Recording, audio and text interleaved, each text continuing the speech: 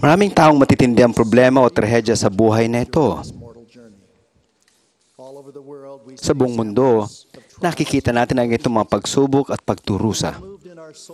Naantig tayo sa napapanood natin sa telebisyon ng mga patayan, pagdurusa at kawalang pag-asa. Nakita natin ang magiting na pagsisikap ng mga Hapon na makabangon mula sa pinsala ng lindol at tsunami. Ang nakaliligalig na mga pangyayari sa pagkawasak ng mga gusali ng World Trade Center na ginunita natin kamakailan ay masakit sariwain. May umaantig sa ating damdamin kapag may nabalitaan tayong gayong mga trahedya, lalo na kung mga inosenteng tao ang nagdurusa. Kung minsan ay napaka-personal na mga trahedya. Maaga namatay o dinapuan ng mabigat na karamdaman ng isang anak. Namatay sa mapagmahal na magulang sa walang saysay na pangyayari o aksidente. Kapag may trahedya, nagdadalamhati tayo at nagsisikap pasanin ang pasanin ng isa't isa. Nanghinayang tayo sa mga bagay na hindi matutupad at mararanasan. Kabilang sa mga madalas itanong ng mga lider ng simbahan ang, bakit tinutulutan ng isang makatarungang Diyos na may mangyaring masama, lalo na sa mabubuting tao? Bakit hindi ligtas ang mabubuting tao naglilingkod sa Panginoon sa gayong mga trahedya? Kahit hindi natin alam ang lahat ng kasagutan, alam natin ang mahalagang alituntuning nagtutulot sa atin na harapin ang mga trahedya ng may pananampalataya at tiwala na maningning ang bukas na nakalaan sa bawat isa sa atin. Ang ilan sa mahalagang alituntunin ay, una, tayo ay may Ama sa langit na personal tayong kilala at minamahal at lubos na nakakaunawa sa ating mga pagdurusa. Ikalawa, ang kanyang anak na si Jesucristo, ang ating tagapagligtas at manunubos, na ang pagbabayad sala ay hindi lamang nagbibigay ng kaligtasan at kadakilaan, kundi magbabayad para sa lahat ng hindi makatarungan sa buhay. Ikatlo, ang plano ng kaligayahan ng Ama para sa kanyang mga anak ay saklaw hindi lamang ang premortal at mortal na buhay, kundi maging ang buhay na walang hanggan, pati na ang maluwalhating pagsasamang muli ng pumanaw nating mga mahal sa buhay. Lahat ng pagkakamali ay tatama at lilinaw at magiging ganap ang ating pananaw at pag-unawa. Sa limitadong pananaw ng mga walang kaalaman, pagkaunawa o pananampalataya sa plano ng Ama, na ang tanging nakikita ay puro digmaan, karahasan, karamdaman at kasamaan. Ang buhay na ito ay tila malungkot, magulo, di makatarungan, at walang kabuluhan.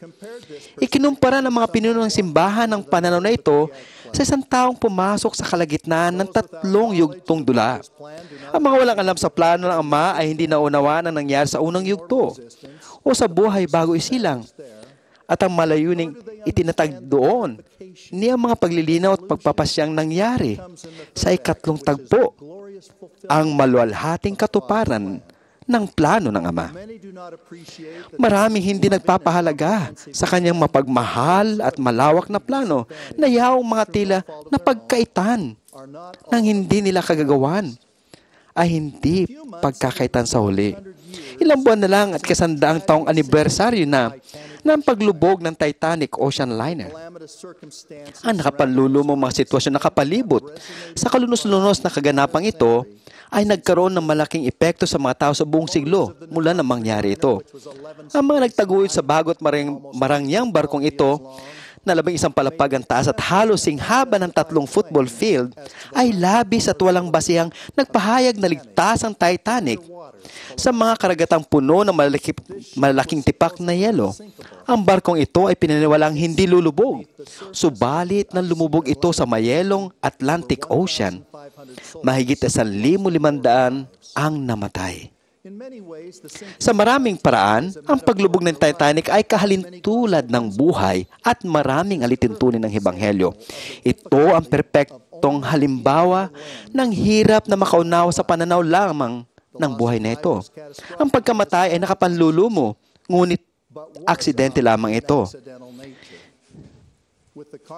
Sa mga pagpatay, bunga ng 2 digmaang pandaigdig at sa kararaang ika-10 anibersaryo ng pagkawasak ng mga gusali ng World Trade Center, naranasan natin sa ating panahon ang mabigla, masaktan, at mga problemang moral na nakapalibot sa mga kaganapang nagmula sa masamang paggamit ng kalayaan.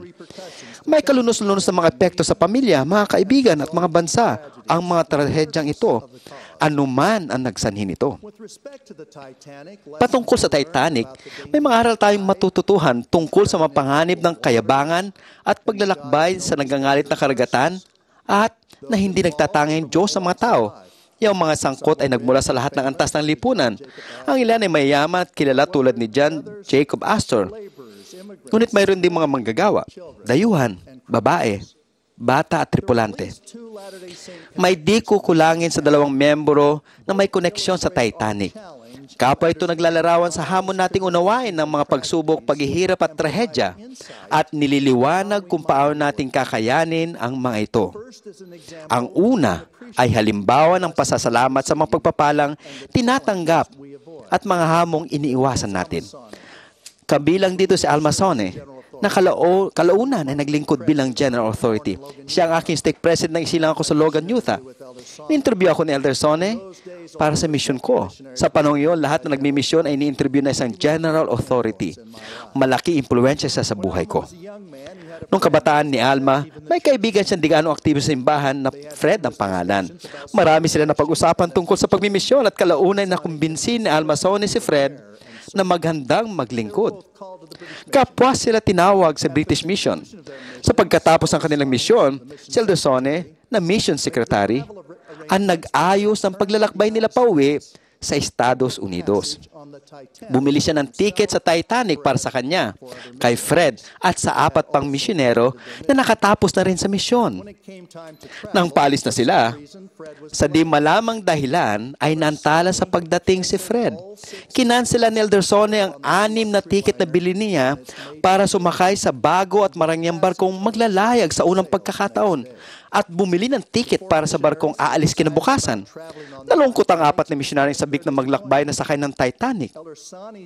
Ang sagot ni Elder Sonne ay, katulad ng nasa kwento ni Jose at ng kanyang mga kapatid sa Ehipto na nakatala sa Genesis, paano tayo makakauwi sa ating pamilya nang hindi kasama ang bata?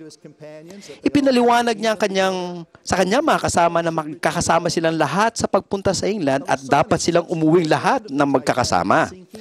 Pagkaraan ay nalaman ni Elder Sonne ang paglubog ng Titanic at may pasasalamat na sinabi sa kaibigan niya si Fred, "Iniligtas mo ang buhay ko." Sagot ni Fred, "Hindi. Nang hikayatin mo ako magmisyon, iniligtas mo ang buhay ko." Nagpapasalamat ang lahat ng misyonaryo sa Panginoon sa pag-iingat sa kanila. Kung minsan tulad sa kaso ni Elder Sonne at ng mga kasama sa misyon, dakilang mga pagpapala ang mga dumarating sa matatapat. Dapat nating pasalamatan ang lahat ng magiliw na awang dumarating sa buhay natin. Hindi natin napapansin na marami tayong tinatanggap na pagpapala araw-araw. Napakahalagang magkaroon tayo ng pasasalamat sa ating puso. Malinaw ang nakasaad sa mga banal na kasulatan, yaong mabubuti, sumusunod sa tagapagligtas at sa kanyang mga utos, ay uunlad sa lupa. Mahalagang bahagi ng pag-unlad ang magtaglay ng Espiritu sa ating buhay. Gayunman, ang kabutihan, panalangin at katapatan ay hindi laging masaya ang resulta sa buhay na ito. Maraming magdaranas ng matinding pagsusubok. Kapag nangyayari ito, ang pagsasampalataya at paghingi ng basbas ng prisud ay sinang-ayunan ng Diyos. Sabi ng Panginoon, at ang mga elder ay tatawagin at mananalangin at magpapatong ng kanilang mga kamay sa kanila sa aking pangalan. At kung sila ay mamamatay, sila ay mamamatay sa akin. At kung sila ay mabubuhay, sila ay mabubuhay sa akin. Malalaman natin ang pangalawang miyembro may koneksyon sa Titanic ay hindi naging masaya ang wakas. Si Irene Corbett ay 30 taong gulang noon. Siya isang batang pang-asawa at ina mula sa Provo, Utah. Magaling siya sa sining at musika. Isa rin siyang guro at nurse. Sa paghihikayat ng mga kasamahan sa medisina sa Provo, tumalo siya sa 6 na buwang kurso sa pagkukumadrona sa London. Hangad niya makagawa ng kaibahan sa mundo. Siya ay maingat, malalahanin, madasalin at magiting. Isa sa mga dahilan kaya niya piniling sumakay sa Titanic pabalik sa Estados Unidos ay dahil inaakala niyang makakasabay niya ang mga misyonero at maglalaan yun ng dagdag na kaligtasan para sa kanya. Kabilang sa rin sa ilang kababayang nasawi sa trahedyang ito. Marami sa mga kababayan at kabataan ang naisakay sa mga bangka at nailigtas sa huli. Hindi sapat ang mga bangka para maisakay ang lahat. Ngunit pinaniwalaang hindi siya nakasay sa bangka dahil sa espesyal niyang kasanayan, tumulong siya sa maraming pasaherong nasugatan sa pagbangga ng barko sa malaking tipak na yelo. Maraming uri ng hamon. Ang ilan ay kailangan natin maranasan. Ang masasamang karanasan sa buhay na ito ay hindi katibayan ng kawalan ng pananampalataya o depekto sa kabuuang plano ng ating Ama sa Langit. Ang apoy na maglalantay ay totoo at ang uri ng pagkatao at kabutihang nahuhubog sa pagdanas natin ng paghihirap ang nagpapasakdal at nagpapadalisay at naghahanda sa atin na makapiling ang Diyos. Na mabilanggo si Propetang Joseph Smith sa Liberty Jail, sinabi sa kanya ng Panginoon na napakaraming kapahamakang sasapitin ng mga tao.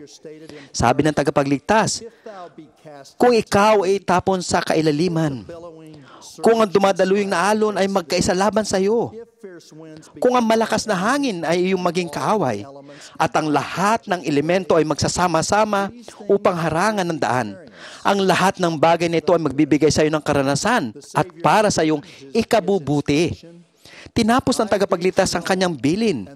Ang iyong mga araw ay nababatid at ang iyong mga taon ay hindi nababawasan ng bilang. Kaya nga huwag matakot, sapagkat ang Diyos ay kasama mo magpakailan at walang katapusan. Ang hamon ay bunga ng kalayaan ng iba. Ang kalayaan ay mahalaga sa espiritual na pag-unlad ng isang tao. Ang masamang asal ay isang elemento ng kalayaan. Ipinaliwanag ni Kapitan Moronay ang napakahalagang doktrinang ito. Pinahihintulutan ng Panginoon na mapatay ang mabubuti upang ang kanyang katarungan at kahatulan ay sumapit sa masasama. Niliwanag niya na mga mabubuti ay hindi mawawala, kundi papasok sa kapahingahan ng Panginoon nilang Diyos. Ang masasama ay pananaguti sa mga kasamaang ginagawa nila. Ang ilang hamon ay nagmumula sa pagsuway sa mga batas ng Diyos. Ang mga problema sa kalusugan dahil sa sigarilyo, alak at pagkalulong sa droga ay nakakagulat. Ang pagkabilanggo dahil sa mga krimeng bunga ng alak at droga ay napakataas din. Ang diborsyo dahil sa kataksilan ay mataas din. Marami sa mga pagsubok at paghihirap na ito ang maiwasan sa pagsunod sa mga batas ng Diyos. Ang pinakamamahal kong Mission President si Elder Marion D. Hang sa pumanaw noong Agosto ay hiniling sa aming mga misyonero na isaulo isang pahayag para malaban ang mga hamon sa buhay. Walang pagkakataon, kapalaran o tadhanang makatatalo o makahahadlang o makapipigil sa matatag na pasya na isang determinadong tao. Sinabi niya na hindi totoo sa lahat ng hamong nararanasan natin, ngunit totoo ito sa mga espiritual na bagay. Pinahalagan ko ang kanyang payo sa buhay ko. Ang isa sa mga dahilan na nakalulunod sa pagkamatay sa Titanic ay hindi sapat ang mga bangkang pangsagip. Ano man ang mga pagsubok natin sa buhay na ito, ang pagbabayad sala ng tagapagligtas ay naglala ng bangkang sasagip sa lahat. Para sa mga nag-aakalang hindi makatarungan ng kanilang pagsubok, saklaw ng pagbabayad sala ang lahat ng kawalang katarungan sa buhay. Ang kakaibang hamon sa mga namatayan ay ang umiwas sa pag-iisip sa mga naglahong pagkakataon sa buhay na ito. Kadalasan niya ang mga pumanaw ng maaga ay nagpakita ng mahalagang kakayahan, interes at talento. Sa ating limitadong pangunawa, nangihinayang tayo sa mga bagay na hindi matutupad at mararanasan. Ang ibig sabihin nito ay dala mo pa rin ang iyong musika hanggang kamatayan. Ang musika sa kasong ito ay katulad na hindi natupad na anumang uri ng potensyal. Kung minsan ay nakagawa ng mahalagang paghahanda ang mga tao, ngunit walang pagkakataong tuparin ang mga ito. Inilarawan ito sa isa sa madadalas banggiting tulang klasiko ni Thomas Gray. Mga bulaklak na umusbong ng dinamalayan at kagandahay sinayang sa kapaligiran. Ang naglahong pagkakataon ay maring iugnay sa pamilya, trabaho, mga talento, mga karanasan o iba pa. Lahat ng mga ito ay naputol sa kaso ni Sister Corbett. May mga bagay siyang hindi naranasan at potensyal na hindi na niya tinupad sa buhay na ito. Ngunit kung titingnan sa lawak at linaw ng Ebanghelyo sa halip na limitadong buhay na ito, alam natin na may dakila at walang hanggang gantimpalang ipinangako ang mapagmahal na Ama sa kanyang plano. Tulad ng itinuro ni Apostol Pablo, ang mga bagay na hindi nakita ng mata at di narinig ng tainga at hindi pumasok sa puso ng tao, anumang bagay na inihanda ng Diyos sa kanila na nangagsiibig sa Kanya. Isang linya mula sa isang magandang himno ang nagbibigay ng aliw, kapanatagan at linaw. At si Kristong Diyos, Kanyang dinig, tahimik kong himig. Sinabi ng tagapagligtas, kaya nga maaliw sa inyong mga puso, mapanatag at malaman na ako ang Diyos. Nasa atin ang Kanyang pangako na kasama ang ating mga anak ay aawitin natin ang mga awit na walang hanggang kagalakan. Sa pangalan ni Hesus Kristo, ang ating manunubos. Amen.